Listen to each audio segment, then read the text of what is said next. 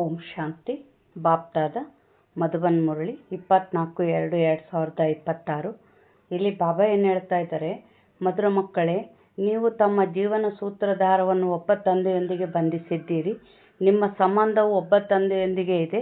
ಒಬ್ಬರೊಂದಿಗೆ ಸಂಬಂಧವನ್ನು ನಿಭಾಯಿಸಬೇಕು. ಇಲ್ಲಿ ಬಾಬಾ ಏನು ಹೇಳ್ತಾ ಇದ್ದಾರೆ, ಒಬ್ಬರೊಂದಿಗೆ ಸಂಬಂಧ ನಿಭಾಯಿಸಬೇಕು ಅಂದರು. ಇವಾಗ ಒಬ್ಬ ಮನುಷ್ಯನ ಜೀವನ ಸಂಪೂರ್ಣ ಸುಖಮಯ ಆಗಿರಬೇಕು ಅಂದರೆ ಆ ಮನುಷ್ಯ ಚಿಕ್ಕ ಬಾಲ್ಯದಲ್ಲಿ ತಂದೆಯ ಪಾಲನೆ ಸಿಗಬೇಕು. ನಂತರ ಶಿಕ್ಷಕರಿಂದ ವಿದ್ಯೆ ಸಿಗಬೇಕು. ಆಮೇಲೆ ಗುರುವಿನಿಂದ ಮಾರ್ಗದರ್ಶನ ಸಿಗಬೇಕು. ಆಗ ಅವನ ಸಂಪೂರ್ಣ ಜೀವನ ಸುಖ ಇರ್ತದೆ. ಈಗ ನಮ್ಮ 84 ಜನ್ಮದ ಜೀವನ ಸುಖವಾಗಿರಬೇಕು ಅಂದರೆ ಆ 84 ಜನ್ಮಗಳ ಸುಖದ ಸೂತ್ರದ ದಾರ ಯಾರ ಜೊತೆಗೆ ಬಂಧಿಸ್ಕೊಂಡತ್ತೆ? ಈಗ ನಮ್ಮ ಬಾಬನ ಜೊತೆಗೆ ಬಂಧಿಸ್ಕೊಂಡತ್ತೆ. ಅಂದರೆ ಇವಾಗ ನಾವೇನು ಮಾಡಬೇಕು, ತಂದೆಯ ಮಡಿಲಲ್ಲಿ ಪಾಲನೆ ತಗೊತಾ ಇದ್ವಿ. ಪಾಲನೆ ತಗೊಳೋದಂದ್ರೇನು? ಸಂಪೂರ್ಣ ಆಸ್ತಿ ತುಂಬ್ಕೋಬೇಕು ಬಾಬನ ನೆನಪು ಮಾಡಿ. ಅಂದರೆ ಬಾಬಾಗ ಆಜ್ಞಾಕಾರಿ ಮಕ್ಕಳಾಗಬೇಕು ಇವಾಗ ನಾವು. ಆಮೇಲೆ ಈಗ ಶಿಕ್ಷಕ ಆಗಿ ನಮಗೆ ಜ್ಞಾನ ಕೊಡ್ತಾ ಇದ್ದಾರೆ. ನಾವೇನು ಒಬಿಡಿಯೆಂಟ್ ಸ್ಟೂಡೆಂಟ್, ವಿಧೇಯ ವಿದ್ಯಾರ್ಥಿಯಾಗಿ ಶಿಕ್ಷಣ ಪಡಿಬೇಕು. ಮತ್ತೇನು, ಸದ್ಗುರುವಿನಿಂದ ಆಜ್ಞೆಯಂತೆ ಶ್ರೀಮತದಂತೆ ನಡಿಬೇಕು. ಈ 3 ಸಂಬಂಧಗಳಿಂದ ಒಬ್ಬ ತಂದೆಯ ಜೊತೆಗೆ ನಾವೇನು ಮಾಡಬೇಕು, ಸಂಬಂಧನ ನಿಭಾಯಿಸಬೇಕು. ಅಂದರೆ ಬಾಬಾ ಏನು ಹೇಳ್ತಾರೋ ಆ ರೀತಿ ನಡ್ಕೊಂಡು ನಮ್ಮ ಎಲ್ಲ ಜನ್ಮಗಳ ಜೀವನನ ಸುಖದ ಜೀವನ ಮಾಡ್ಕೋಬೇಕು ಅಂತ ಇಲ್ಲಿ ಬಾಬಾ ಹೇಳ್ತಾ ಇದ್ದಾರೆ. ಪ್ರಶ್ನೆ: ಸಂಗಮ ಯುಗದಲ್ಲಿ ಆತ್ಮವು ತನ್ನ ಬುದ್ಧಿಯ ದಾರವನ್ನು ಪರಮಾತ್ಮನ ಜೊತೆ ಜೋಡಿಸುತ್ತದೆ.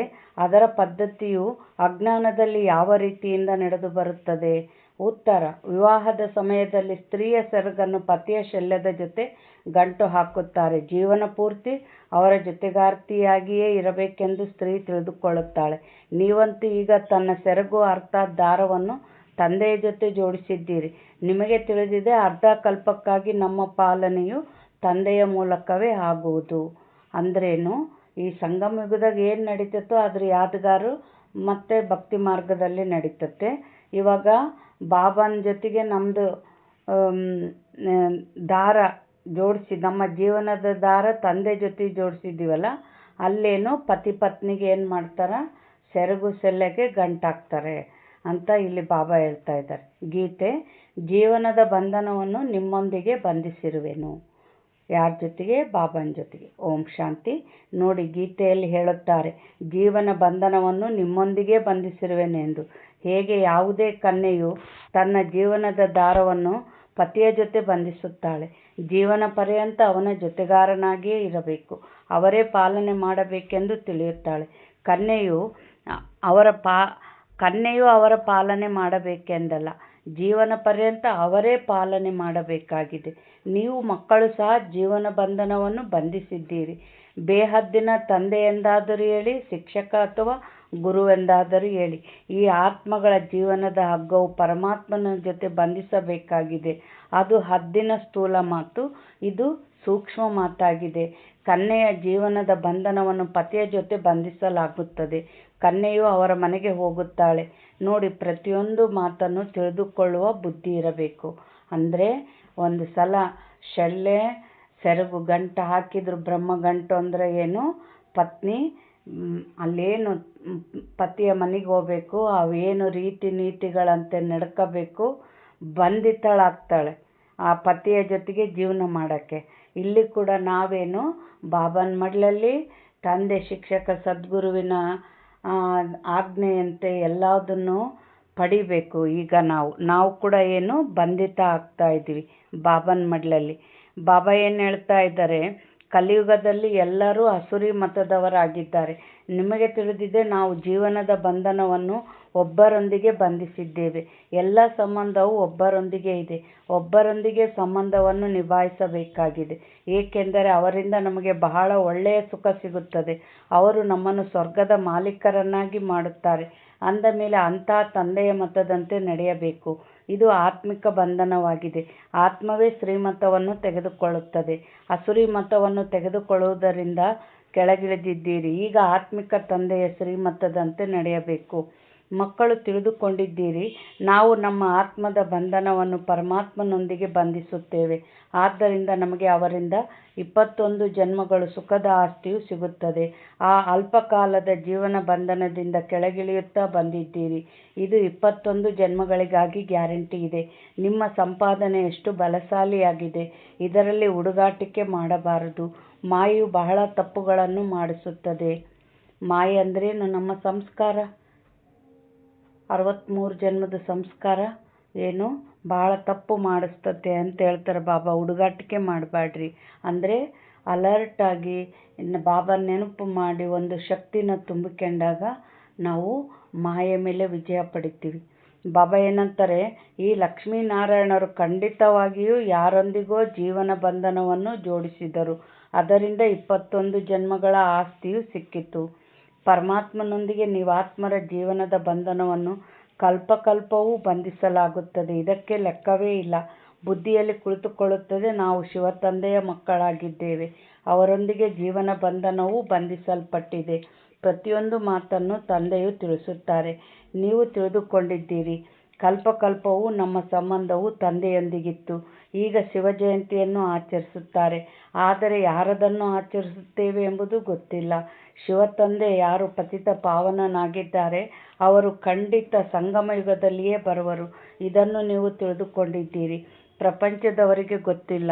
ಆದ್ದರಿಂದ ಕೋಟಿಯಲ್ಲಿ ಕೆಲವರು ಎಂದು ಗಾಯನವಿದೆ. ಆದಿ ಸನಾತನ ದೇವಿ ದೇವತಾ ಧರ್ಮವು ಪ್ರಾಯಲೋಪವಾಗಿ ಬಿಟ್ಟಿದೆ. ದೇವಿ ದೇವತಾ ಧರ್ಮ ಅಂದರೆ ಅದೇನು ಬೇರೆ ಯಾವುದೋ ಒಂದು ಧರ್ಮ ಅಲ್ಲ. ದೈವಿ ಗುಣಗಳಿಂದ ಎಲ್ಲರಿಗೂ ಸುಖ ಕೊಡೋದು, ಸುಖ ಪಡೆಯೋದು. ಶಾಂತಿ, ಆನಂದ, ಪ್ರೀತಿ, ಕರುಣೆ, ಕ್ಷಮೆ, ಶಕ್ತಿ, ಜ್ಞಾನ, ಪವಿತ್ರತೆ, ಈ ಗುಣಗಳಿಂದ ಜೀವನ ಮಾಡೋದು ದೇವಿ ದೇವತಾ ಧರ್ಮ. ಮತ್ತೆಲ್ಲ ಶಾಸ್ತ್ರ, ಕತೆ ಮೊದಲಾದವುಗಳಿವೆ. ಈ ಮೂಲ ಧರ್ಮವೇ ಇಲ್ಲ. ಅಂದ ಮೇಲೆ ಹೇಗೆ ತಿಳಿದುಕೊಳ್ಳುವುದು? ಈಗ ನೀವು ಜೀವನ ಬಂಧನವನ್ನು ಬಂಧಿಸುತ್ತಿದ್ದೀರಿ. ಪರಮಾತ್ಮನ ಜೊತೆ ಆತ್ಮಗಳ ಅನುಬಂಧವೇರ್ಪಟ್ಟಿದೆ. ಇದರಲ್ಲಿ ಶರೀರದ ಯಾವುದೇ ಮಾತಿಲ್ಲ. ಭಲೆ ಮನೆಯಲ್ಲಿಯೇ ಕುಳಿತಿರಿ, ಕೇವಲ ಬುದ್ಧಿಯಿಂದ ನೆನಪು ಮಾಡಬೇಕಾಗಿದೆ. ನೀವಾತ್ಮರ ಜೀವನ ಬಂಧನವು ಬಂಧಿಸಲ್ಪಟ್ಟಿದೆ. ಹೇಗೆ ಸೆರಗನ್ನು ಬಂಧಿಸುತ್ತಾರಲ್ಲವೇ, ಅದು ಸ್ಥೂಲ ಮಾತಾಗಿದೆ. ಇದು ಪರಮಾತ್ಮನ ಜೊತೆ ಆತ್ಮಗಳ ಬುದ್ಧಿಯೋಗವಾಗಿದೆ. ಭಾರತದಲ್ಲಿ ಶಿವಜಯಂತಿಯನ್ನು ಆಚರಿಸುತ್ತಾರೆ, ಆದರೆ ಅವರು ಯಾವಾಗ ಬಂದಿದ್ದರು ಎಂಬುದು ಯಾರಿಗೂ ಗೊತ್ತಿಲ್ಲ. ಕೃಷ್ಣ ಜಯಂತಿ ಯಾವಾಗ, ರಾಮನ ಜಯಂತಿ ಯಾವಾಗ ಆಗುತ್ತದೆ ಎಂಬುದನ್ನು ತಿಳಿದುಕೊಂಡಿಲ್ಲ. ನೀವು ಮಕ್ಕಳು ತ್ರಿಮೂರ್ತಿ ಶಿವ ಜಯಂತಿ ಶಬ್ದವನ್ನು ಬರೆಯುತ್ತೀರಿ, ಆದರೆ ಈ ಸಮಯದಲ್ಲಿ 3 ಮೂರ್ತಿಗಳಂತೂ ಇಲ್ಲ. ಶಿವತಂದೆಯು ಬ್ರಹ್ಮರವರ ಮೂಲಕ ಸೃಷ್ಟಿಯನ್ನು ರಚಿಸುತ್ತಾರೆಂದು ನೀವು ಹೇಳುತ್ತೀರಿ. ಅಂದ ಮೇಲೆ ಬ್ರಹ್ಮನು ಖಂಡಿತವಾಗಿಯೂ ಸಾಕಾರದಲ್ಲಿ ಬೇಕಲ್ಲವೇ? ಬಾಕಿ ವಿಷ್ಣು ಮತ್ತು ಶಂಕರನು ಈ ಸಮಯದಲ್ಲಿ ಎಲ್ಲಿದ್ದಾರೆ? ಯಾರನ್ನು ನೀವು ತ್ರಿಮೂರ್ತಿ ಎಂದು ಹೇಳುತ್ತೀರಿ? ಇವು ಬಹಳ ತಿಳಿದುಕೊಳ್ಳುವ ಮಾತುಗಳಾಗಿವೆ. ತ್ರಿಮೂರ್ತಿಯ ಅರ್ಥವಾಗಿದೆ ಬ್ರಹ್ಮ, ವಿಷ್ಣು, ಶಂಕರ. ಬ್ರಹ್ಮನ ಮೂಲಕ ಸ್ಥಾಪನೆಯಂತೂ ಈ ಸಮಯದಲ್ಲೇ ಆಗುತ್ತದೆ. ವಿಷ್ಣುವಿನ ಮೂಲಕ ಸತ್ಯುಗದಲ್ಲಿ ಪಾಲನೆಯಾಗುವುದು. ವಿನಾಶದ ಕಾರ್ಯವಂತೂ ಅಂತಿಮದಲ್ಲೇ ಆಗುವುದು. ಬಾಬಾ ಏನು ಹೇಳ್ತಾ ಇದ್ದಾರೆ? ತ್ರಿಮೂರ್ತಿ ಅಂದರೆ ಬ್ರಹ್ಮ, ವಿಷ್ಣು, ಶಂಕರ ಅಂದರೆ ಬಾಬಾನ ಸ್ಥಾಪನೆಯ ಕಾರ್ಯನ ಬ್ರಹ್ಮ ಅಂತ ಕರೀತಾರೆ, ಪಾಲನೆಯ ಕಾರ್ಯನ ವಿಷ್ಣು ಅಂತ ಕರೀತಾರೆ, ವಿನಾಶದ ಕಾರ್ಯನ ಶಂಕರ ಅಂತ ಕರೀತಾರೆ. ಅಂದ್ರೇನು? ಸ್ಥಾಪನೆ ಅಂದ್ರೇನು? ಈಗೆಲ್ಲ ನಮ್ಮ ಕೂಡ ದೈವಶಕ್ತಿ ತುಂಬಿ ನಮ್ಮ ಮೂಲಕ ಬಾಬಾನೂ ಇಡೀ ಜಗತ್ತಿಗೆ ತುಂಬ್ತಾ ಇದ್ದಾರೆ, ನಾವು ಮಕ್ಕಳನ್ನು ತುಂಬ್ತಾ ಇದ್ದೀವಿ. ನಮ್ಮ ದೈವಿ ಶಕ್ತಿಯ ವೈಬ್ರೇಷನ್ ಹರಡಿ ಏನಾಗ್ತದೆ? ಸತ್ಯಯುಗದ ಸ್ಥಾಪನೆ. ಇದು ಬ್ರಹ್ಮನ ಕೆಲಸ. ಅಂದರೆ ಪಾಲನೆ ಅಂದರೆ ನಮಗೆಲ್ಲ ಜ್ಞಾನದಂತೆ ನಡೆಸ್ತಾರೆ, ಶ್ರೀಮತದಂತೆ ನಡೆಸ್ತಾರೆ. ಎಲ್ಲ ಪಾಲನೆ, ಅದು ದೇವತೆಗಳನ್ನು ಮಾಡೋಕ್ಕಾಗಿ ಪಾಲನೆ ಕೊಡ್ತಾ ಇದ್ದಾರಲ್ಲ, ಅದು ವಿಷ್ಣುವಿನ ಕೆಲಸ. ವಿನಾಶದ ಕೆಲಸ ಅಂದರೆ ನಮ್ಮ ಅಸುರಿ ಸಂಸ್ಕಾರಗಳನ್ನೆಲ್ಲ ವಿನಾಶ ಮಾಡ್ತಾ ಇದ್ದಾರೆ. ಇದು ಶಂಕರನ ಕೆಲಸ. ಇದು ತ್ರಿಮೂರ್ತಿ ಶಿವ ಅಂತಂತೆ ಇದಕ್ಕೆ ಕರಿತೀವಿ. 3 ಒಂದು ಶಕ್ತಿಗಳು ಯಾರಲ್ಲಿವೆ? ಶಿವಬಾಬಾನಲ್ಲಿವೆ. ಇವೆಲ್ಲ ಮೂರ್ತಿಗಳು ನಿಮಿತ್ತ. ಅದರದ್ದು ಎಲ್ಲ ಶಕ್ತಿ ಕಾರ್ಯ ನಡೆಯೋದಲ್ಲಿ ಬಾಬಾರವರಲ್ಲಿ. ಆ ಶಕ್ತಿಗಳಿಗೆ ತ್ರಿಮೂರ್ತಿ ಶಿವ ಅಂತ ಕರೆಯಲಾಗ್ತತೆ. ಬಾಬಾ ಏನು ಹೇಳ್ತಾ ಇದ್ದಾರೆ, ಭಾರತದ ಈ ಆದಿ ಸನಾತನ ದೇವಿ ದೇವತಾ ಧರ್ಮವು ಒಂದೇ ಆಗಿದೆ. ಆ ಧರ್ಮಪಿತರೆಲ್ಲರೂ ಅವರವರ ಧರ್ಮ ಸ್ಥಾಪನೆ ಮಾಡಲು ಬರುತ್ತಾರೆ. ಇವರು ಧರ್ಮ ಸ್ಥಾಪನೆ ಮಾಡಿದರು ಮತ್ತು ಅವರ ಸಂವತ್ಸರವು ಇದಾಗಿದೆ. ಇಂಥ ಸಮಯದಲ್ಲಿ ಇಂಥ ಧರ್ಮವನ್ನು ಸ್ಥಾಪನೆ ಮಾಡಿದರು ಎಂದು ಪ್ರತಿಯೊಬ್ಬರೂ ತಿಳಿದುಕೊಂಡಿದ್ದಾರೆ. ಆದರೆ ಭಾರತದ ಬಗ್ಗೆ ಯಾರೂ ತಿಳಿದುಕೊಂಡಿಲ್ಲ. ಗೀತಾ ಜಯಂತಿ ಶಿವ ಜಯಂತಿ ಯಾವಾಗ ಆಯಿತೆಂದು ಯಾರಿಗೂ ಗೊತ್ತಿಲ್ಲ. ಕೃಷ್ಣ ಮತ್ತು ರಾಧೆಯ ಆಯುಷ್ಯನಲ್ಲಿ 2-3 ವರ್ಷಗಳ ಅಂತರವಿರಬಹುದು. ಮೊದಲು ಕೃಷ್ಣನು ಜನ್ಮ ಪಡೆದುಕೊಂಡಿರುವನು. ಸತ್ಯಯುಗದಲ್ಲಿ ಯಾವುದೋ ಜನ್ಮದಲ್ಲಿ ಕೃಷ್ಣನ ಜನ್ಮವಾಗಿರಬೇಕು. ಆದರೆ ಸತ್ಯಯುಗ ಯಾವಾಗ ಇತ್ತು ಎಂಬುದು ಯಾರಿಗೂ ತಿಳಿದಿಲ್ಲ. ಬಾಬಾ ಏನು ಹೇಳ್ತಾ ಇದ್ದಾರೆ, ಶಿವ ಜಯಂತಿ ಗೀತಾ ಜಯಂತಿ ಇವು ಗೊತ್ತಾಗಲಿಲ್ಲ. ಯಾಕೆ? ಇವಾಗ ಬಾಬಾ ಬಂದರು, ಎಲ್ಲ ಶಾಸ್ತ್ರ ಪುಸ್ತಕಗಳು ಎಲ್ಲ ಬಂತು, ಜ್ಞಾನ ಬಂತು, ಸತ್ಯ ಭಗವದ್ಗೀತೆ ಬಂತೀಗ. ಬಟ್ ನಾಳೆ ವಿನಾಶದಾಗ ಎಲ್ಲದು ನೀರಿನಾಗ ಕೊಚ್ಕೊಂಡು ಹೋಗ್ಬಿಡ್ತತೆ. ಅದಕ್ಕೆ ಮತ್ತೆ ಅದು ನಾವು ಮರ್ತೇ ಬಿಡ್ತೀವಿ. ಅದಕ್ಕೆ ಶಿವ ಜಯಂತಿ ಗೀತಾ ಜಯಂತಿ ಯಾವಾಗಾಯಿತು ಅಂತ ಮರ್ತು ಬಿಟ್ವಿ. ಆಮೇಲೆ ಕೃಷ್ಣ ರಾಧಾ ರಾಮ ಜಯಂತಿ ಇವು ಯಾಕೆ ಗೊತ್ತಿಲ್ಲ ಅಂದರೆ, ಸತ್ಯಯುಗ ತ್ರೇತಾಯುಗದಾಗ ನಾವು ಸುಖವಾಗಿರ್ತೀವಿ. ಅಲ್ಲೇನು ಉಣ್ಣೋದು ಖುಷಿಯಾಗಿರೋದು ಅಷ್ಟೇ. ಅಲ್ಲೇನು ಧ್ಯಾನ ಮಾಡಿರೋದಿರಲ್ಲ, ಏನಿರಲ್ಲ. ಸುಖವಾಗಿದ್ದಾಗ ಯಾರು ಧ್ಯಾನ ಮಾಡ್ತಾರೆ? ಅದಕ್ಕೆ ಅಲ್ಲಿ ನಾವು ಶಾಸ್ತ್ರಗಳು ಬರೀಲಿಲ್ಲ, ಏನೂ ಬರೀಲಿಲ್ಲ. ಯಾವಾಗ ದ್ವಾಪರದಾಗ ನಮ್ಮಲ್ಲಿ ಪಂಚವಿಕಾರಗಳ ಪ್ರವೇಶತೆ ಆಗ್ತೈತಲ್ಲ, ಆಗ ಪ್ರಕೃತಿ ಏನು ಮಾಡ್ತತೆ, ಈ ಕೆಟ್ಟವ್ರಿಗೆ ನಾನು ಸಂಪತ್ತು ಕೊಡಲ್ಲ ಅಂತೇಳಿ ಬಂಗಾರ ಗುಡ್ಡ, ವಜ್ರದ ಗಣಿ, ಮುತ್ತು ರತ್ನ ಎಲ್ಲದು ಸಣ್ಣದು ಭೂಕಂಪ ಆದಂಗಾಗಿ ಎಲ್ಲದು ಭೂಮಿಯಲ್ಲಿ ಮುಚ್ಕೊಂಡು ಹೋಗ್ಬಿಡ್ತತೆ. ಈ ಸೃಷ್ಟಿಯಲ್ಲಿ 2 ವಿನಾಶ ಆಗ್ತವೆ. ಒಂದು ಕಲಿಯುಗದ ಅಂತ್ಯದಲ್ಲಿ, ಒಂದು ತ್ರೇತಾಯುಗದ ಅಂತ್ಯದಲ್ಲಿ. ಅಂದರೆ ಸ್ವರ್ಗ ಹೋಗಿ ನರಕ ಆಗಬೇಕಲ್ಲ, ಯಾವಾಗ ದ್ವಾಪರ ಬಂತಂದರೆ ಅವಾಗಲಿಂದ ಮತ್ತೆ ಸ್ವರ್ಗ ಇರಲ್ಲ. ಆವಾಗ ಒಂದು ವಿನಾಶ ಆಗಿ ಸಂಪತ್ತೆಲ್ಲ ಮುಚ್ಕೊಂಡು ಹೋಗ್ತತೆ. ಕಲಿಯುಗದ ಅಂತಿದ್ದಾಗ ಇಡೀ ಆತ್ಮಗಳೆಲ್ಲ ವಿನಾಶ ಆಗಿ ಹೊಸ ಪ್ರಪಂಚದ ಸ್ಥಾಪನೆ ಆಗ್ತತೆ. 2 ಸಲ ವಿನಾಶ ಆಗ್ತತೆ. ಯಾವಾಗ ದ್ವಾಪರದಾಗ ವಿನಾಶ ಆಗ್ತತೋ, ನಮಗೆ ಸಂಪತ್ತು ಕಡಿಮೆ ಆಗ್ತತೋ, ದುಃಖ ಶುರುವಾಗ್ತತೆ. ಆವಾಗ ತಪಸ್ಸು ಮಾಡ್ತೀವಿ. ಇವಾಗೇನು ನಾವು ಜ್ಞಾನ ಕೇಳಿವಲ್ಲ, ಇದು ಸಂಸ್ಕಾರದಲ್ಲಿ ಇರ್ತತೆ. ಈ ಸಂಸ್ಕಾರದಲ್ಲಿದ್ದದ್ದು ನಾವು ತಪಸ್ಸು ಮಾಡ್ದಂಗಲ್ಲ. ಆವಾಗನೂ ಬುದ್ಧಿ ಬೀಗ ತೆಗಿತಾರೆ ಬಾಬಾ. ಮತ್ತೆ ನಮಗೆಲ್ಲದು ಇಮರ್ಜ್ ಆಗ್ತತೆ, ಸಾಕ್ಷಾತ್ಕಾರ ಆಗ್ತತೆ. ಮತ್ತು ನಾವೇನು ಮಾಡ್ತೀವಿ, ಶಾಸ್ತ್ರಗಳು ಬರೆಯೋಕ್ಕೆ ಶುರು ಮಾಡ್ತೀವಿ. ಆದರೆ ಸತ್ಯಯುಗ ತ್ರೇತಾಯುಗದ ಶಾಸ್ತ್ರ ಬರೆಯಲ್ಲ. ಅದಕ್ಕೆ ಕೃಷ್ಣಂದು ನಾರಾಯಣಂದು ಯಾವುದು ಸತ್ಯವಾದ ಜ್ಞಾನ ಇಲ್ಲೇ ಇಲ್ಲ. ಅದಕ್ಕೆ ಕೃಷ್ಣನ ತಗೊಂಡೋಗಿ ಎಲ್ಲಿ ಹಾಕ್ಬಿಟ್ಟಾರೋ, ದ್ವಾಪರದಾಗ ಹಾಕ್ಬಿಟ್ಟಾರ. ರಾಮನ್ನ ತ್ರೇತಾಯುಗದಾಗ ಹಾಕ್ಯಾರ. ಎಲ್ಲ ತಪ್ಪು ಉಲ್ಟಾ ಪಲ್ಟಾ ಮಾಡಿಟ್ಟಾರ. ಬಾಬಾ ಇಲ್ಲೇನು ಹೇಳ್ತಾ ಇದ್ದಾರೆ, ನಿಮಗೂ ಸಹ ತಿಳಿದುಕೊಳ್ಳುವುದರಲ್ಲಿ ಬಹಳ ವರ್ಷಗಳು ಹಿಡಿಸಿವೆ. 2 ದಿನಗಳಲ್ಲಿ ಎಷ್ಟೊಂದು ತಿಳಿದುಕೊಳ್ಳುತ್ತಾರೆ. ತಂದೆಯಂತೂ ಬಹಳ ಸಹಜವಾಗಿ ತಿಳಿಸುತ್ತಾರೆ. ಅವರು ಬೇಹದ್ದಿನ ತಂದೆಯಾಗಿದ್ದಾರೆ. ಅವಶ್ಯವಾಗಿ ಅವರಿಂದ ಎಲ್ಲರಿಗೆ ಆಸ್ತಿ ಸಿಗಬೇಕಲ್ಲವೇ? ಓ ಗಾಡ್ ಫಾದರ್ ಎಂದು ಹೇಳಿ ನೆನಪು ಮಾಡುತ್ತಾರೆ. ಲಕ್ಷ್ಮೀನಾರಾಯಣರ ಮಂದಿರಗಳಿದೆ. ಇವರು ಸ್ವರ್ಗದಲ್ಲಿ ರಾಜ್ಯ ಮಾಡುತ್ತಿದ್ದರು. ಆದರೆ ಅವರಿಗೆ ಈ ಆಸ್ತಿಯನ್ನು ಯಾರು ಕೊಟ್ಟರು? ಅವಶ್ಯವಾಗಿ ಸ್ವರ್ಗದ ರಚಯಿತನೇ ಕೊಟ್ಟಿರುವರು. ಆದರೆ ಯಾವಾಗ ಹೇಗೆ ಕೊಟ್ಟರು ಎಂಬುದನ್ನು ಯಾರೂ ತಿಳಿದುಕೊಂಡಿಲ್ಲ. ನೀವು ಮಕ್ಕಳು ತಿಳಿದುಕೊಂಡಿದ್ದೀರಿ. ಸತ್ಯಯುಗ ಇದ್ದಾಗ ಮತ್ಯಾವುದೇ ಧರ್ಮವಿರಲಿಲ್ಲ. ಸತ್ಯಯುಗದಲ್ಲಿ ನಾವು ಪವಿತ್ರರಾಗಿದ್ದೆವು, ಕಲಿಯುಗದಲ್ಲಿ ಪತಿತರಾಗಿದ್ದೇವೆ. ಅಂದ ಮೇಲೆ ಸಂಗಮದಲ್ಲಿ ಜ್ಞಾನವನ್ನು ಕೊಟ್ಟಿರಬೇಕು, ಸತ್ಯಯುಗದಲ್ಲಲ್ಲ. ಅಲ್ಲಂತೂ ಪ್ರಾರಬ್ಧವಿರುತ್ತದೆ. ಅವಶ್ಯವಾಗಿ ಮೊದಲ ಜನ್ಮದಲ್ಲಿ ಜ್ಞಾನ ತೆಗೆದುಕೊಂಡಿರಬೇಕು. ನೀವು ಸಹ ಈಗ ತೆಗೆದುಕೊಳ್ಳುತ್ತಿದ್ದೀರಿ. ನಿಮಗೆ ತಿಳಿದಿದೆ, ಆದಿ ಸನಾತನ ದೇವಿ ದೇವತಾ ಧರ್ಮದ ಸ್ಥಾಪನೆಯನ್ನು ತಂದೆಯೇ ಮಾಡುವರು. ಕೃಷ್ಣನಂತೂ ಸತ್ಯಯುಗದಲ್ಲಿದ್ದನು. ಅವನಿಗೆ ಈ ಪ್ರಾರಬ್ಧವು ಎಲ್ಲಿಂದ ಸಿಕ್ಕಿತು? ಲಕ್ಷ್ಮೀನಾರಾಯಣರೇ ರಾಧಾಕೃಷ್ಣರಾಗಿದ್ದರು. ಇದನ್ನು ಯಾರೂ ತಿಳಿದುಕೊಂಡಿಲ್ಲ. ತಂದೆಯು ತಿಳಿಸುತ್ತಾರೆ. ಯಾರು ಕಲ್ಪದ ಹಿಂದೆ ತಿಳಿದುಕೊಂಡಿದ್ದರೋ ಅವರೇ ತಿಳಿದುಕೊಳ್ಳುತ್ತಾರೆ. ಈಗ ಸಸಿಯು ನಾಟಿಯಾಗುತ್ತದೆ, ಬಹಳ ಮಧುರ ವೃಕ್ಷದ ನಾಟಿಯಾಗುತ್ತದೆ. ನೀವು ತಿಳಿದುಕೊಂಡಿದ್ದೀರಿ. ಇಂದಿಗೆ 5,000 ವರ್ಷಗಳ ಮೊದಲು ಸಹ ತಂದೆಯು ಬಂದು ಮನುಷ್ಯರಿಂದ ದೇವತೆಗಳನ್ನಾಗಿ ಮಾಡಿದ್ದರು. ನೀವೀಗ ವರ್ಗಾವಣೆಯಾಗುತ್ತಿದ್ದೀರಿ. ಮೊದಲು ಬ್ರಾಹ್ಮಣರಾಗಬೇಕಾಗಿದೆ. ಬಾಜೋಲಿಯನ್ನು ಆಡುವಾಗ ಶಿಕೆಯು ಅವಶ್ಯವಾಗಿ ಮೇಲೆ ಬರುತ್ತದೆ. ಅವಶ್ಯವಾಗಿ ನಾವೀಗ ಬ್ರಾಹ್ಮಣರಾಗಿದ್ದೇವೆ. ಯಜ್ಞದಲ್ಲಂತೂ ಬ್ರಾಹ್ಮಣರು ಖಂಡಿತ ಬೇಕು. ಇದು ಶಿವ ರುದ್ರಜ್ಞಾನ ಯಜ್ಞದಿಂದ ಶಿವ ಅಥವಾ ರುದ್ರನ ಯಜ್ಞವಾಗಿದೆ. ರುದ್ರಜ್ಞಾನ ಯಜ್ಞವೆಂದೇ ಹೇಳಲಾಗುತ್ತದೆ. ಕೃಷ್ಣನು ಯಜ್ಞವನ್ನು ರಚಿಸಲಿಲ್ಲ.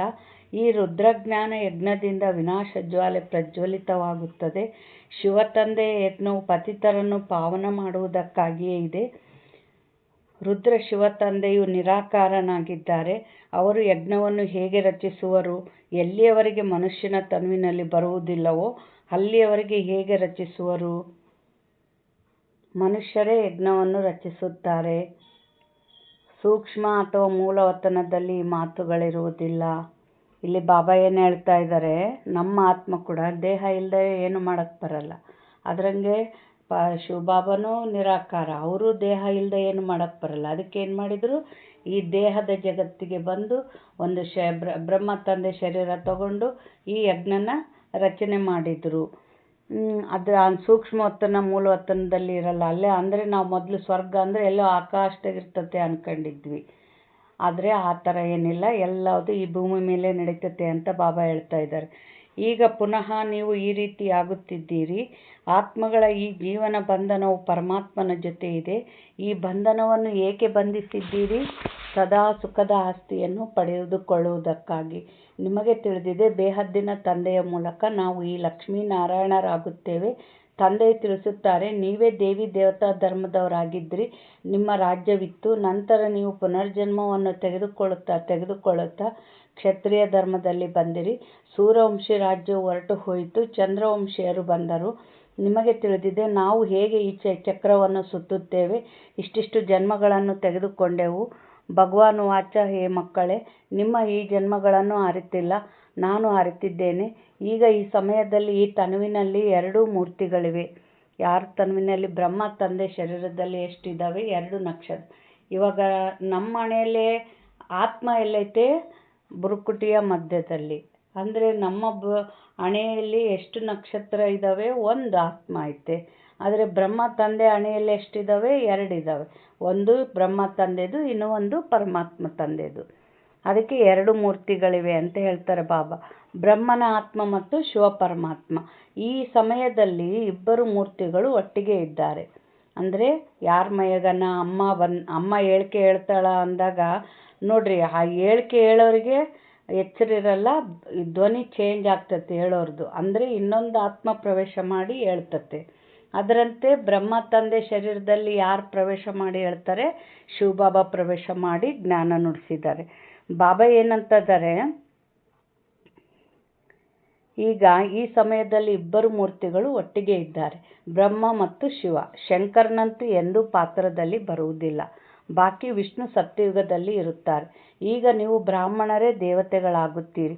ವಾಸ್ತವದಲ್ಲಿ ಹಂಸೋ ಸೋಹಂನ ಅರ್ಥವು ಇದಾಗಿದೆ. ನಾವೇ ಆ ದೇವತೆಗಳಾಗಿದ್ವಿ. ಮತ್ತು ನಾವೇ ದೇವತೆಗಳಂತಿದ್ದವ್ರು ಇವಾಗ ಈ ಥರ ಆಗಿದ್ವಿ, ಪಾಪಾತ್ಮರಾಗಿದ್ವಿ, ಮನುಷ್ಯರಾಗಿದ್ವಿ. ನಾವೇ ಮನುಷ್ಯರು, ಮನುಷ್ಯರಿಂದ ದೇವತೆಗಳು, ದೇವತೆಗಳಿಂದ ಮನುಷ್ಯರು. ಹಂಸೋ ಸೋಹಂ, ನಾವೇ ಅವರು, ಅವರೇ ನಾವು. ಆದರೆ ಇದನ್ನು ಅವರು ಆತ್ಮಸೋ ಪರಮಾತ್ಮ ಎಂದು ಹೇಳಿಬಿಟ್ಟರು. ಪರಮಾತ್ಮ ಸೋ ಆತ್ಮವೆಂದು ಹೇಳಿಬಿಟ್ಟಿದ್ದಾರೆ. ಎಷ್ಟೊಂದು ಅಂತರವಿದೆ. ರಾವಣನು ಬರುತ್ತಿದ್ದಂತೆಯೇ ರಾವಣ ಮತವು ಆರಂಭವಾಯಿತು. ಸತ್ಯಯುಗದಲ್ಲಿ ಈ ಜ್ಞಾನವೇ ಪ್ರಾಯಲೋಪವಾಗಿ ಬಿಡುವುದು. ಇದೆಲ್ಲವೂ ಡ್ರಾಮಾದಲ್ಲಿ ನಿಗದಿಯಾಗಿದೆಯಲ್ಲವೇ? ಆಗಲೇ ತಂದೆಯು ಬಂದು ಸ್ಥಾಪನೆ ಮಾಡುವರು. ಈಗ ಸಂಗಮವಾಗಿದೆ. ತಂದೆಯು ತಿಳಿಸುತ್ತಾರೆ, ನಾನು ಕಲ್ಪಕಲ್ಪವೂ ಕಲ್ಪದ ಸಂಗಮಯುಗದಲ್ಲಿ ಬಂದು ನಿಮ್ಮನ್ನು ಮನುಷ್ಯರಿಂದ ದೇವತೆಗಳನ್ನಾಗಿ ಮಾಡುತ್ತೇನೆ. ಜ್ಞಾನ ಯಜ್ಞವನ್ನು ರಚಿಸುತ್ತೇನೆ. ಉಳಿದಂತೆ ಏನೆಲ್ಲ ಇದೆಯೋ ಈ ಯಜ್ಞದಲ್ಲಿ ಸ್ವಾಹ ಆಗಿಬಿಡುವುದು. ಈ ವಿನಾಶ ಜ್ವಾಲೆಯು ಈ ಯಜ್ಞದಿಂದಲೇ ಪ್ರಜ್ವಲಿತವಾಗುವುದು. ಪತಿತ ಪ್ರಪಂಚದ ವಿನಾಶವಾಗುವುದು. ಇಲ್ಲದಿದ್ದರೆ ಪಾವನ ಪ್ರಪಂಚವು ಹೇಗಾಗುತ್ತದೆ? ಪತಿತ ಪಾವನ ಬನ್ನಿ ಎಂದು ನೀವು ಹೇಳುತ್ತೀರಿ. ಅಂದ ಮೇಲೆ ಪತಿತ ಪ್ರಪಂಚ ಪಾವನ ಪ್ರಪಂಚ ಒಟ್ಟಿಗೆ ಇರುವುದೇ? ಪತಿತ ಪ್ರಪಂಚದ ವಿನಾಶವಾಗುವುದು, ಇದರಲ್ಲಿ ಖುಷಿಯಾಗಬೇಕು. ಬಾಬಾ ಏನು ಹೇಳ್ತಾ ಇದ್ದಾರೆ, ಇವಾಗ್ನವ್ರು ನೋಡ್ರಿ, ಸುಖವಾಗಿರೋರದ್ದು ಸ್ವರ್ಗ, ದುಃಖದಾಗಿರೋರಿಗೆ ನರಕ ಅಮ್ಮಂಗ ಭಾವನೆ ಆ ಜ್ಞಾನದಲ್ಲಿದ್ದಾರೆ. ಆದರೆ ಸ್ವರ್ಗ ನರಕ ಒಟ್ಟಿಗಿರೋದಲ್ಲ. ಈ ನರಕದ ವಿನಾಶ ಆದಮೇಲೆ ಸ್ವರ್ಗದ ಸ್ಥಾಪನೆ ಆಗ್ತತೆ ಅಂತ ಬಾಬಾ ಹೇಳ್ತಾ ಇದ್ದಾರೆ. ಈಗ ಇದು ಪತಿತ ಪ್ರಪಂಚದ ವಿನಾಶವಾಗುವುದು, ಖುಷಿಯಾಗಬೇಕು. ಕಲ್ಪದ ಹಿಂದೆಯೂ ಮಹಾಭಾರತ ಯುದ್ಧವಾಗಿತ್ತು. ಇದರಿಂದ ಸ್ವರ್ಗದ ಬಾಗಿಲು ತೆರೆಯಿತು. ಹೇಳುತ್ತಾರೆ, ಇದು ಅದೇ ಮಹಾಭಾರತ ಯುದ್ಧವಾಗಿದೆ ಎಂದು. ಇದು ಒಳ್ಳೆಯದೇ ಆಗಿದೆ. ಪತಿತ ಪ್ರಪಂಚವು ಸಮಾಪ್ತಿಯಾಗುವುದು. ಶಾಂತಿಗಾಗಿ ತಲೆಕೆಡಿಸಿಕೊಳ್ಳುವ ಅವಶ್ಯಕತೆ ಏನಿದೆ? ಈಗ ನಿಮಗೆ ಯಾವ ಮೂರನೇ ನೇತ್ರವು ಸಿಕ್ಕಿದೆ, ಅದು ಯಾರಿಗೂ ಇಲ್ಲ. ನಾವು ಬೇಹದ್ದಿನ ತಂದೆಯಿಂದ ಪುನಃ ಆಸ್ತಿಯನ್ನು ತೆಗೆದುಕೊಳ್ಳುತ್ತಿದ್ದೇವೆಂದು ನೀವು ಮಕ್ಕಳಿಗೆ ಖುಷಿಯಾಗಬೇಕು.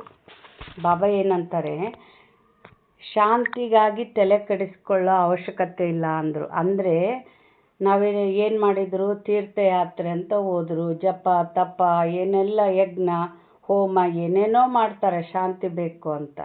ಆದರೆ ಅಷ್ಟೆಲ್ಲ ಪರಿಶ್ರಮ ಪಡೋ ಅವಶ್ಯಕತೆ ಇಲ್ಲ. ನಮಗೆ ಈಜಿಯಾಗಿ ಶಾಂತಿ ಸಿಕ್ತು. ಯಾಕೆ? ನಾನು ಆತ್ಮನ ಸ್ವಧರ್ಮವೇ ಶಾಂತಿ. ನಾವು ಯಾವಾಗ ನಮಗೆ ಆತ್ಮದ ಜ್ಞಾನ ಸಿಕ್ತೋ, ನಾನಾತ್ಮ ಅನ್ನೋದು ಆತ್ಮಿಕ ಸ್ಥಿತಿಯಲ್ಲಿ ಯಾವಾಗ ಬಂದಿವೋ ನಮಗೆ ಶಾಂತಿ ಆಗಿಬಿಡ್ತು. ಆತ್ಮನ ಸ್ವಧರ್ಮವೇ ಶಾಂತಿ. ಅದಕ್ಕೆ ಬಾಬಾ ಏನು ಹೇಳ್ತಾ ಇದ್ದಾರೆ, ಶಾಂತಿಗಾಗಿ ತಲೆ ಕೆಡಿಸಿಕೊಳ್ಳುವ ಅವಶ್ಯಕತೆ ಇಲ್ಲ. ಈಗ ತಂದೆಯಿಂದ ನಾವು ಎಲ್ಲ ಪಡಿತಾ ಇದ್ದೀವಿ. ಇದಕ್ಕೆ ಖುಷಿಯಾಗಬೇಕು ನೀವು ಮಕ್ಕಳಿಗೆ. ಬಾಬಾ, ನಾವು ಅನೇಕ ಬಾರಿ ತಮ್ಮಿಂದ ಆಸ್ತಿಯನ್ನು ತೆಗೆದುಕೊಂಡಿದ್ದೇವೆ. ರಾವಣನು ಶಾಪ ಕೊಟ್ಟನು. ಈ ಮಾತುಗಳನ್ನು ನೆನಪು ಮಾಡಿಕೊಳ್ಳುವುದು ಸಹಜವಾಗಿದೆ. ಉಳಿದೆಲ್ಲವೂ ದಂತಕಥೆಗಳಾಗಿವೆ. ನಿಮ್ಮನ್ನು ಇಷ್ಟು ಸೌಕಾರರನ್ನಾಗಿ ಮಾಡಿದೆನು, ಮತ್ತೆ ಏಕೆ ಬಡವರಾದಿರಿ? ಇದೆಲ್ಲವೂ ಡ್ರಾಮಾದಲ್ಲಿ ನಿಗದಿಯಾಗಿದೆ. ಡ್ರಾಮಾದಲ್ಲಿ ನಿಗದಿಯಾಗಿದೆ ಅಂದ್ರೇನು? ಅನ್ನ ಮಾಡಿದ ಮೇಲೆ ಒಂದು 15 ತಾಸು ಆಯ್ತಂದ್ರೆ ಅದು ಅಳಿಸ್ಲೇಬೇಕು.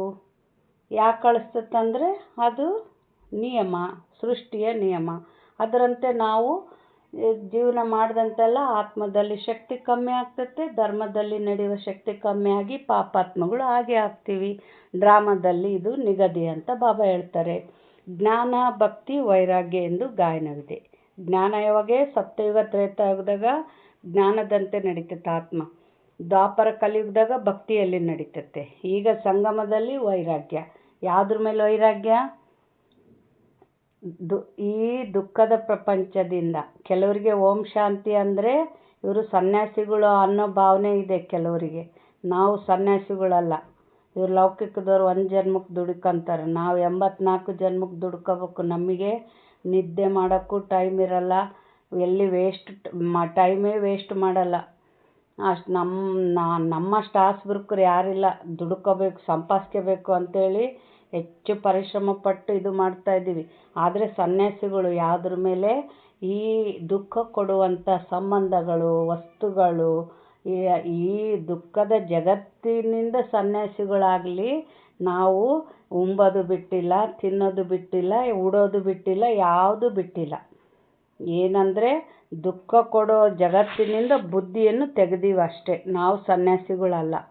ಬಾಬಾ ಏನು ಹೇಳ್ತಾ ಇದ್ದಾರೆ, ಯಾವಾಗ ಜ್ಞಾನ ಸಿಗುವುದೋ ಆಗ ಭಕ್ತಿಯೊಂದಿಗೆ ವೈರಾಗ್ಯ ಬರುತ್ತದೆ. ನಿಮಗೆ ಜ್ಞಾನ ಸಿಕ್ಕಿತು, ಆಗ ಭಕ್ತಿಯೊಂದಿಗೆ ವೈರಾಗ್ಯ ಉಂಟಾಯಿತು. ಯಾಕೆ ಭಕ್ತಿಯೊಂದಿಗೆ ವೈರಾಗ್ಯ ಉಂಟಾಯಿತು? ಅದು ಅಂಧಶ್ರದ್ಧೆ. ಅಲ್ಲಿ ಭಗವಂತನಿಗೆ ನಮ್ಮ ಕೂಗು ಮುಟ್ಟಂಗಿಲ್ಲ. ಯಾರೇನು ಹೇಳ್ತಾರೋ ಅದನ್ನು ಮಾಡ್ಕೆ ಅಂತ ಬರೋದೇ ಭಕ್ತಿ. ಅದು ಮುಟ್ಟಂಗಿಲ್ಲ ಭಗವಂತ ನಮ್ಮ ಕೂಗು ಅಂದರೆ ಮತ್ತೆ ಯಾಕೆ ಕಷ್ಟಪಡಬೇಕು? ಅದು ಅಲ್ಲ ಅಂದರೆ ಬಿಟ್ಟಿವಿ ಅದ್ರ ಕೈ. ಬಾಬಾ ಏನು ಹೇಳ್ತಾ ಇದ್ದಾರೆ, ನಿಮಗೆ ಜ್ಞಾನ ಸಿಕ್ಕಿತ್ತು. ಇಡೀ ಹಳೆಯ ಪ್ರಪಂಚದೊಂದಿಗೆ ವೈರಾಗ್ಯ. ಇದಂತೂ ಸ್ಮಶಾನವಾಗಿದೆ. ಯಾಕೆ ಹೇಳಿದರು ಬಾಬಾ ಸ್ಮಶಾನ ಅಂತ? ಅಂದರೆ ಈಗ ಸುಖ ದುಃಖ ಅನುಭವ ಮಾಡೋದು ಯಾವುದು? ಆತ್ಮ. ನಾವು ಆತ್ಮಕ್ಕೆ ಬೇಕಾಗಿದ್ದು ಕೊಟ್ಟರೆ ಸುಖವಾಗಿರ್ತೀವ, ದೇಹಕ್ಕೆ ಬೇಕಾಗಿದ್ದು ಕೊಟ್ಟರೆ ಸುಖವಾಗಿರ್ತೀವ, ಆತ್ಮಕ್ಕೆ ಬೇಕಾಗಿದ್ದು ಕೊಟ್ಟರೆ ಸುಖವಾಗಿರ್ತೀವಿ. ಬಟ್ ಆತ್ಮನ್ನೂ ಮರ್ತೀವಿ, ಅದಕ್ಕೆ ಕೊಡಬೇಕಾಗಿರೋ ಸುಖಕ್ಕೆ ಏನು ಕೊಡ್ಬೇಕು ಅನ್ನೋದು ಮರ್ತೀವಿ. ಹೌದಾ? ಅಂದರೆ ಈ ಆತ್ಮದ ಜ್ಞಾನನೇ ಇಲ್ಲ ಅಂದ್ರೆ ಮತ್ತೆ ನಮಗಿನ್ನ ನಾವು ಶವಗಳ ಥರನೇ ಆದ್ವಲ್ಲ. ಸುಖದ ಜೀವನ ಇಲ್ಲ, ಸುಖ ಇಲ್ಲ, ಶವಗಳ ಥರ ಜೀವನನೇ ಆಗೈತಲ್ಲ. ಅದಕ್ಕೆ ಇದು ಒಂದು ಸ್ಮಶಾನ ಅಂತ ಹೇಳ್ತಾ ಇದ್ದಾರೆ ಬಾಬಾ, ಸತ್ಯಜ್ಞಾನ ಇಲ್ಲದಕ್ಕೆ. 84 ಜನ್ಮಗಳ ಚಕ್ರವನ್ನು ಸುತ್ತಿದ್ದೀರಿ, ಈಗ ಮನೆಗೆ ಹೋಗಬೇಕಾಗಿದೆ. ನನ್ನನ್ನು ನೆನಪು ಮಾಡಿದರೆ ನನ್ನ ಬಳಿ ಬಂದು ಬಿಡುತ್ತೀರಿ. ವಿಕರ್ಮಗಳು ವಿನಾಶವಾಗುತ್ತವೆ, ಮತ್ಯಾವುದೇ ಉಪಾಯವಿಲ್ಲ. ಯೋಗಾಗ್ನಿಯಿಂದಲೇ ಪಾಪವು ಭಸ್ಮವಾಗುತ್ತದೆ, ಗಂಗಾ ಸ್ನಾನದಿಂದ ಆಗುವುದಿಲ್ಲ. ತಂದೆ ತಿಳಿಸುತ್ತಾರೆ, ಮಾಯೆಯು ನಿಮ್ಮನ್ನು ಮೂರ್ಖರನ್ನಾಗಿ ಮಾಡಿಬಿಟ್ಟಿದೆ. ಏಪ್ರಿಲ್ ಫೂಲ್ ಎಂದು ಹೇಳುತ್ತಾರಲ್ಲವೇ, ಈಗ ನಾನು ನಿಮ್ಮನ್ನು ಲಕ್ಷ್ಮೀನಾರಾಯಣನ ಥರ ಮಾಡಲು ಬಂದಿದ್ದೇನೆ. ಚಿತ್ರಗಳಂತೂ ಬಹಳ ಚೆನ್ನಾಗಿದೆ. ಇಂದು ನಾವು ಹೇಗಿದ್ದೇವೆ, ನಾಳೆ ಏನಾಗುತ್ತೇವೆ. ಆದರೆ ಮಾಯೆಯು ಕಡಿಮೆ ಏನಿಲ್ಲ. ಮಾಯೆಯು ತಂದೆಯೊಂದಿಗೆ ಅನುಬಂಧವಿರುವುದಕ್ಕೆ ಬಿಡುವುದಿಲ್ಲ, ಎಳೆದಾಟವಾಗುತ್ತದೆ. ನಾವು ತಂದೆಯನ್ನು ನೆನಪು ಮಾಡುತ್ತೇವೆ, ಮತ್ತೇನಾಗುತ್ತದೆಯೋ ಗೊತ್ತಿಲ್ಲ, ಮರೆತು ಹೋಗುತ್ತೇವೆ. ಇದರಲ್ಲಿ ಪರಿಶ್ರಮವಿದೆ. ಬಾಬಾ ಏನಂತಾರೆ, ಮಾಯೇನು ಕಡಿಮೆ ಇಲ್ಲ ಅಂತಾರೆ. ಅದಕ್ಕೆ ಬಾಬಾ ಪದೇ ಪದೇ ನನ್ನ ನೆನಪು ಮಾಡ್ರಿ ಅಂತ ಯಾಕೆ ಹೇಳ್ತಾರೆ? ನಮ್ಮಲ್ಲಿ ಯೋಗದಿಂದ ಬುದ್ಧಿ ಪಾವನ ಆದಾಗ ಏನಾದರೂ ಮಾತುಗಳು, ಸಮಸ್ಯೆಗಳು ಏನಾದರೂ ಬಂದಾಗ ನಂದೇನು ತಪ್ಪೈತೆ ಅನ್ನೋದು ಅರಿವಾದರೆ ಮಾತ್ರ ನಾವು ಸರಿಯಾದ ಶ್ರೀಮತದಲ್ಲಿ ನಡಿತೀವಿ. ಇಲ್ಲ ನಾನು ಮಾಡೋದು ತಪ್ಪು ಅಂತ ನಮಗೆ ಅರಿವಾಗಲಿಲ್ಲ ಅಂದರೆ ನಾನು ಮಾಡಿದ್ದೇ ಸರಿ ಅಂತೇಳಿ ನಾವು ಮನಮತದಂತೆ ನಡಿತೀವಿ. ಮನಮತದಂತೆ ನಡೆದಾಗ ಅಶಾಂತಿ, ನೆಗೆಟಿವ್ ಎನರ್ಜಿ ತುಂಬಿದಾಗ ಯೋಗ ಹಿಡಿಯಲ್ಲ, ಬಾಬಾನ ಆಶೀರ್ವಾದ ಸಿಗಲ್ಲ. ನಾವು ಆದಷ್ಟು ಶ್ರೀಮತದಂತೆ ನಡೆಯೋಕ್ಕೆ ಪ್ರಯತ್ನ ಪಡಬೇಕು. ಅದಕ್ಕೆ ಅದು ಆ ಶಕ್ತಿ, ಆ ಜ್ಞಾನ ಬೇಕು ಅಂದರೆ ಭಾಳ ಯೋಗ ಇರಬೇಕು. ಚಿಕ್ಕಮ್ಮನ ಮನೆ ಅಲ್ಲ ಅಂತಾರೆ ಬಾಬಾ. ಮತ್ತು ಬಾಬಾ ಏನು ಹೇಳ್ತಾ ಇದ್ದಾರೆ, ಎಳೆದಾಟವಾಗುತ್ತದೆ, ಇದರಲ್ಲಿ ಪರಿಶ್ರಮವಿದೆ. ಆದ್ದರಿಂದ ಭಾರತದ ಪ್ರಾಚೀನ ಯೋಗವು ಪ್ರಸಿದ್ಧವಾಗಿದೆ. ಅವರಿಗೆ ಆಸ್ತಿಯನ್ನು ಯಾರು ಕೊಟ್ಟರೆಂಬುದು ಯಾರಿಗೂ ಗೊತ್ತಿಲ್ಲ. ತಂದೆ ತಿಳಿಸುತ್ತಾರೆ, ಮಕ್ಕಳೇ, ನಾನು ನಿಮಗೆ ಪುನಃ ಆಸ್ತಿಯನ್ನು ಕೊಡಲು ಬಂದಿದ್ದೇನೆ. ಇದಂತೂ ತಂದೆಯ ಕರ್ತವ್ಯವಾಗಿದೆ. ಈ ಸಮಯದಲ್ಲಿ ಎಲ್ಲರೂ ನರಕವಾಸಿಗಳಾಗಿದ್ದಾರೆ. ನೀವು ಖುಷಿಯಾಗುತ್ತಿದ್ದೀರಿ. ಇಲ್ಲಿ ಯಾರಾದರೂ ಬಂದು ತಿಳಿಸುತ್ತಾರೆಂದರೆ ಖುಷಿಯಾಗುತ್ತದೆ. ಇದು ಖಂಡಿತ ಸತ್ಯವಾಗಿದೆ. 84 ಜನ್ಮಗಳ ಲೆಕ್ಕವಿದೆ. ತಂದೆಯಿಂದ ಆಸ್ತಿಯನ್ನು ತೆಗೆದುಕೊಳ್ಳಬೇಕೆಂದು ತಿಳಿಯುತ್ತಾರೆ. ತಂದೆಗೆ ಗೊತ್ತಿದೆ, ನೀವು ಅರ್ಧ ಕಲ್ಪ ಭಕ್ತಿ ಮಾಡಿ ದಣಿದಿದ್ದೀರಿ. ಮುದ್ರ ಮಕ್ಕಳೇ, ತಂದೆಯು ನಿಮ್ಮ ದಣವೆಲ್ಲವನ್ನೂ ದೂರ ಮಾಡುತ್ತಾರೆ. ಈಗ ಭಕ್ತಿಯ ಅಂಧಕಾರ ಮಾರ್ಗವು ಮುಕ್ತಾಯವಾಗುತ್ತದೆ. ಈ ದುಃಖಧಾಮವೆಲ್ಲಿ, ಆ ಸುಖಧಾಮವೆಲ್ಲಿ? ನಾನು ದುಃಖಧಾಮವನ್ನು ಸುಖಧಾಮವನ್ನಾಗಿ ಮಾಡಲು ಕಲ್ಪದ ಸಂಗಮಯುಗದಲ್ಲಿ ಬರುತ್ತೇನೆ. ತಂದೆಯ ಪರಿಚಯವನ್ನು ಕೊಡಬೇಕಾಗಿದೆ. ತಂದೆಯು ಬೇಹದ್ದಿನ ಆಸ್ತಿಯನ್ನು ಕೊಡುವವರಾಗಿದ್ದಾರೆ. ಒಬ್ಬ ತಂದೆಯದೇ ಮಹಿಮೆ ಇದೆ. ಶಿವತಂದೆ ಇಲ್ಲದಿದ್ದರೆ ನಿಮ್ಮನ್ನು ಯಾರು ಪಾವನ ಮಾಡುವರು? ಡ್ರಾಮಾದಲ್ಲಿ ಎಲ್ಲವೂ ನಿಗದಿಯಾಗಿದೆ. ಏ ಪತಿತ ಪಾವನ, ಬನ್ನಿ ಎಂದು ಕಲ್ಪಕಲ್ಪವೂ ನೀವು ನನ್ನನ್ನು ಕರೆಯುತ್ತೀರಿ. ಶಿವಜಯಂತಿ ಇದೆ. ಬ್ರಹ್ಮನು ಸ್ವರ್ಗದ ಸ್ಥಾಪನೆ ಮಾಡಿದರೆಂದು ಹೇಳುತ್ತಾರೆ. ಅಂದ ಮೇಲೆ ಶಿವನು ಏನು ಮಾಡಿದರು? ಯಾವ ಕಾರಣ ಶಿವಜಯಂತಿಯನ್ನು ಆಚರಿಸುತ್ತಾರೆ? ಏನನ್ನೂ ತಿಳಿದುಕೊಂಡಿಲ್ಲ. ನಿಮ್ಮ ಬುದ್ಧಿಯಲ್ಲಿ ಒಮ್ಮೆಲೇ ಜ್ಞಾನವು ಕುಳಿತುಕೊಂಡು ಬಿಡಬೇಕು. ಜೀವನ ಬಂಧನವನ್ನು ಒಬ್ಬ ತಂದೆಯೊಂದಿಗೆ ಬಂಧಿಸಿದ್ದೀರಿ. ಅಂದ ಮೇಲೆ ಮತ್ಯಾರ ಜೊತೆಯಲ್ಲಿಯೂ ಬಂಧಿಸಬೇಡಿ, ಇಲ್ಲವಾದರೆ ಕೆಳಗೆ ಬೀಳುತ್ತೀರಿ. ಪಾರಲೌಕಿಕ ತಂದೆಯು ಬಹಳ ಸಾಧಾರಣವಾಗಿದ್ದಾರೆ. ಯಾವುದೇ ಆಡಂಬರವಿಲ್ಲ. ಆ ತಂದೆಯರಂತೂ ಮೋಟಾರುಗಳಲ್ಲಿ, ವಿಮಾನಗಳಲ್ಲಿ ಸುತ್ತಾಡುತ್ತಾರೆ.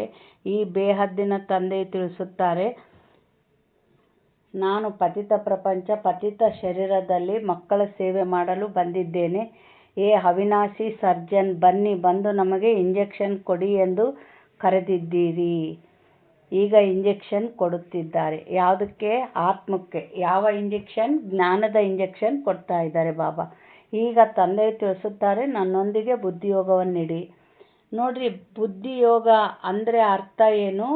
ಬುದ್ಧಿಯ ಕೆಲಸ ದೃಶ್ಯನ ನೋಡೋದು. ಅಂದರೆ ನಾವು ಆತ್ಮದಾಗ ಮನಸ್ಸು ಬುದ್ಧಿ ಅಂತ ಎರಡಿದೆ ಅಲ್ಲ. ಮನಸ್ಸಿನಿಂದ ನಾವು ವಿಚಾರ ಅಂದರೆ ಈಗ ನಾನಾತ್ಮ ನನ್ನ ತಂದೆ ಪರಮಾತ್ಮ ಅಂತೀವಿ, ಅದು ವಿಚಾರ. ಅದು ಆ ವಿಚಾರಕ್ಕೆ ತಕ್ಕಂತೆ ದೃಶ್ಯ. ಆತ್ಮ ಅಂದಾಗ ನಮ್ಮ ಆತ್ಮನ ಭ್ರುಕುಟಿಯ ಮಧ್ಯೆ ಆತ್ಮನ ದೃಶ್ಯ ನೋಡೋದು. ಪರಮಾತ್ಮ ಅಂದಾಗ ಪರಂಧಾಮದಲ್ಲಿ ಕೆಂಪು ಬೆಳಕು ತುಂಬಿದ ಮೋಡ, ಅಲ್ಲಿ ನಕ್ಷತ್ರ ಹೊಳಿತಾ ಇದೆ. ದೃಶ್ಯನ ನೋಡೋದು. ದೃಶ್ಯನ ನೋಡ್ತಾ ಬಾಬನ ನೆನಪು ಮಾಡೋದಕ್ಕೆ ಬುದ್ಧಿಯೋಗ ಅಂತ ಕರೀತಾರೆ. ಅದಕ್ಕೆ ನಾವು ಬುದ್ಧಿಯೋಗ ಇಟ್ಟರೆ ಅಲ್ಲಿ ಏಕರಸದ ನೆನಪಿರ್ತತೆ. ಕೆಲವರು ನಾವು ಯೋಗಕ್ಕೆ ಕೂಡ್ತೀವಿ ಆದರೆ ಬುದ್ಧಿ ಅಲ್ದಾಡ್ತಿರ್ತತೆ ಅಂತಾರೆ. ಯಾಕೆ ಅಂದರೆ ಮನಸ್ಸನ್ನು ಯೋಗದಲ್ಲಿ ಇಡ್ತೀವಿ, ಬುದ್ಧಿಗೆ ನೋಡ್ರಿ ಈಗ ಬಾಬನ ನೆನಪು ಮಾಡಕ್ಕೆ ಕುಂದಿರ್ತೀವಿ. ನಾನಾತ್ಮ ನನ್ನ ತಂದೆ ಪರಮಾತ್ಮ ಅಂತ ಮನಸ್ಸು ಧ್ಯಾನ ಮಾಡ್ತಿರ್ತತೆ. ಬಟ್ ಬುದ್ಧಿ ಏನು ಮಾಡ್ತತೆ, ಮಾತೆಯರಿಗೆ ನಾನು ಉಪ್ಪಿಟ್ಟು ಮಾಡ್ಬೇಕಾಯ್ತು, ಉಪ್ಪಿಟ್ಟಿನ ರವೆ ಆಯ್ತಿಲ್ಲ ನೋಡ್ಕೊಂಬಲಿಲ್ಲ, ಅದು ಅಡುಗೆ ಮನೆಗೆ ಹೋಗ್ಬಿಡ್ತತೆ. ಆ ಮನಸ್ಸನ್ನು ಎಳ್ಕೊಂಡು ಹೋಗ್ಬಿಡ್ತೈತೆ. ಅದಕ್ಕೆ ಬುದ್ಧಿಗೆ ಏನು ಕೆಲಸ ಕೊಡಬೇಕು, ದೃಶ್ಯನ ನೋಡೋ ಕೆಲಸ ಕೊಡಬೇಕು.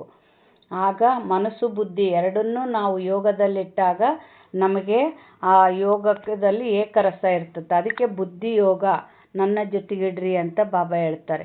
ಒಂದೊಂದು ಪದಕ್ಕೂ ಎಷ್ಟು ಅರ್ಥ ಇರ್ತದೆ. ಅದಕ್ಕೆ ವಿಚಾರ ಸಾಗರ ಮಂಥನ ಮಾಡಿರಿ ಅಂತಾರೆ ಬಾಬಾ.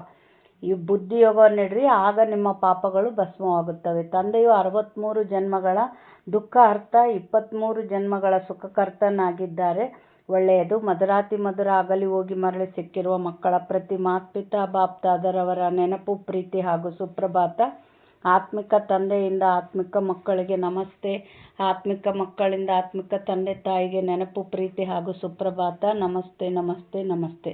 ಧಾರಣೆಗಾಗಿ ಮುಖ್ಯ ಸಾರ. ತಮ್ಮ ಬುದ್ಧಿಯ ಆತ್ಮಿಕ ಸೂತ್ರಧಾರವನ್ನು ಒಬ್ಬ ತಂದೆಯೊಂದಿಗೆ ಬಂಧಿಸಬೇಕಾಗಿದೆ. ಒಬ್ಬರ ಶ್ರೀಮತದನುಸಾರವೇ ನಡೆಯಬೇಕಾಗಿದೆ. 2ನೇ ಪಾಯಿಂಟ್, ನಾವು ಬಹಳ ಮಧುರ ವೃಕ್ಷದ ನಾಟಿ ಮಾಡುತ್ತಿದ್ದೇವೆ. ಆದ್ದರಿಂದ ಸ್ವಯಂವನ್ನು ಬಹಳ ಬಹಳ ಮಧುರ ಮಾಡಿಕೊಳ್ಳಬೇಕಾಗಿದೆ. ನೆನಪಿನ ಯಾತ್ರೆಯಲ್ಲಿ ತತ್ಪರರಾಗಿದ್ದು ವಿಕರ್ಮ ವಿನಾಶ ಮಾಡಿಕೊಳ್ಳಬೇಕಾಗಿದೆ. ಅಂದರೆ ಯಾವ ಸಂಸ್ಕಾರ ತುಂಬ್ಕೋಬೇಕಂದ್ರು ಬಾಬಾ, ದೈವಿ ಸಂಸ್ಕಾರ ತುಂಬ್ಕೊಳ್ರಿ ಅಂತಂದರು. ವರದಾನ: ಮನನ ಶಕ್ತಿಯ ಮೂಲಕ ಪ್ರತಿಯೊಂದು ಜ್ಞಾನ ಬಿಂದುಗಳ ಅನುಭವಿ ಆಗುವಂಥ ಸದಾ ಶಕ್ತಿಶಾಲಿ ಮಾಯಾಮುಕ್ತ ವಿಘ್ನಮುಕ್ತ ಭವ. ಬಾಬಾ ಏನಂತಾರೆ, ಅನುಭವ ಮೂರ್ತಿಗಳಾಗಂಥ ಪುರುಷಾರ್ಥ ಆಗಬೇಕು ಅಂತಾರೆ. ಪ್ರತಿಯೊಂದು ಡೈಲಿ ಕ್ಲಾಸಿಗೆ ಹೋದರೆ ಯಾವ ರೀತಿ ಸ್ಥಿತಿ ಇರ್ತತೆ, ಅಮೃತ ವೇಳೆ ಎದ್ದು ಮಾಡಿದಾಗ ಯಾವ ಸ್ಥಿತಿ, ಮಿಸ್ ಮಾಡಿದರೆ ಹೆಂಗಿರುತ್ತೆ, ಪ್ರತಿಯೊಂದು ಅನುಭವ ಮಾಡಿದಾಗ ಅಲ್ಲಿ ನಮ್ಮದು ಏರುವ ಕಲೆಯಲ್ಲಿ ಬರ್ತತೆ. ಹೇಗೆ ಶರೀರ ಶಕ್ತಿಗಾಗಿ ಪಚನ ಕ್ರಿಯೆ ಅಥವಾ ಜೀರ್ಣಿಸಿಕೊಳ್ಳುವ ಶಕ್ತಿಯ ಅವಶ್ಯಕತೆ ಇದೆಯೋ, ಹಾಗೆ ಆತ್ಮವನ್ನು ಶಕ್ತಿಶಾಲಿಯನ್ನಾಗಿ ಮಾಡಿಕೊಳ್ಳುವುದಕ್ಕಾಗಿ ಮನನ ಶಕ್ತಿ ಇರಬೇಕು. ಮನನ ಶಕ್ತಿಯ ಮೂಲಕ ಅನುಭವ ಸ್ವರೂಪರಾಗುವುದು ಅಂದರೆ ವಿಚಾರ ನಡಿಬೇಕು. ಆತ್ಮದಲ್ಲಿ ಏನೇನು ನನಗೆ ಅನುಭವ ಆಗ್ತೈತೆ, ಸೇವೆಗೆ ಹೋದಾಗ ಯಾವ ಥರ ಇರ್ತತೆ ಶಕ್ತಿ, ಬಾಬನ ಜೊತೆ ಬಾಬನ ಸಹಯೋಗ ಎಲ್ಲ ಮನನ ಆ ವಿಚಾರ ನಡೆದಾಗ ಅದು ಅರ್ಥ ಆಗ್ತಾ ಹೋಗ್ತತೆ. ಇದೇ ಅತಿ ಶ್ರೇಷ್ಠಕ್ಕಿಂತಲೂ ಶ್ರೇಷ್ಠವಾದ ಶಕ್ತಿಯಾಗಿದೆ. ಇಂಥ ಅನುಭವಗಳೆಂದಿಗೂ ಮೋಸ ಹೋಗಲು ಸಾಧ್ಯವಿಲ್ಲ. ಹೇಳಿಕೆ ಕೇಳಿಕೆ ಮಾತುಗಳಲ್ಲಿ ವಿಚಲಿತರಾಗಲು ಸಾಧ್ಯವಿಲ್ಲ. ಅನುಭವಿಗಳು ಸದಾ ಸಂಪನ್ನರಾಗಿ ಇರುತ್ತಾರೆ. ಅವರು ಸದಾ ಶಕ್ತಿಶಾಲಿ ಮಾಯಾಮುಕ್ತ ವಿಘ್ನಮುಕ್ತರು ಆಗಿಬಿಡುತ್ತಾರೆ. ಅಂದರೆ ಬಾಬಾ ಹೇಳ್ತಾರೆ ಸಾಕ್ಷಿ ಸ್ಥಿತಿಯಲ್ಲಿರ್ರಿ ಅಂತ. ಅದು ಅನುಭವ ಮಾಡಬೇಕು. ಏನೇ ಆದರೂ ನನ್ನ ಮಡ್ಲಾಗ ಅದಿರಿ ಅಂದರೆ ಅದು ಅಲ್ಲಿ ಏನೇ ನಡೆದ್ರೂ ಅದು ಕಲ್ಯಾಣ ಇರ್ತತೆ ಅಂತ ಹೇಳ್ಯಾರ ಬಾಬಾ. ಈಗ ದೃಢ ನಿಶ್ಚಯ ಇತ್ತು ಅಂದರೆ ಅದು ಏನು ಕಲ್ಯಾಣ ಅಂಬೋದು ಕೆಲವರಿಗೆ ಕೆಲವು ಸಮಯ ಜಲ್ದಿ ಅರ್ಥ ಆಗೋದಿರ್ತತೆ, ಕೆಲವು ಸಮಯ ಭಾಳ ಬೇಕಾಗ್ತೈತೆ. ಇದು ಯಾಕೆ ನಡೀತು ನನ್ನ ಜೀವನದಲ್ಲಿ ಅಂತ ಗೊತ್ತಾಗಬೇಕು ಅಂದರೆ. ಅದಕ್ಕೆ ಅನುಭವ ಆದವ್ರಿಗೆ ಏನಿರ್ತತೆ, ಅವರು ವಿಘ್ನಮುಕ್ತರು ಮಾಯಾಮುಕ್ತರಾಗಿರ್ತಾರೆ ಅಂತ ಹೇಳ್ತಾರೆ ಬಾಬಾ. ಸ್ಲೋಗನ್: ಖುಷಿಯ ಖಜಾನೆಯು ಸದಾ ಜೊತೆ ಇರಲಿ, ಇದರಿಂದ ಉಳಿದೆಲ್ಲ ಖಜಾನೆಗಳು ಸ್ವತಃವಾಗಿ ಬಂದು ಬಿಡುತ್ತವೆ. ಅವ್ಯಕ್ತ ಸೂಚನೆ: ಸಫಲತೆ ಸಂಪನ್ನರಾಗಲು ಸಾಧಾರಣ ಕಾರ್ಯದಲ್ಲಿರುತ್ತಾ ಪರಸ್ಥೆಯ ನಡೆ ಮತ್ತು ಸ್ಥಿತಿ ಇರಲಿ.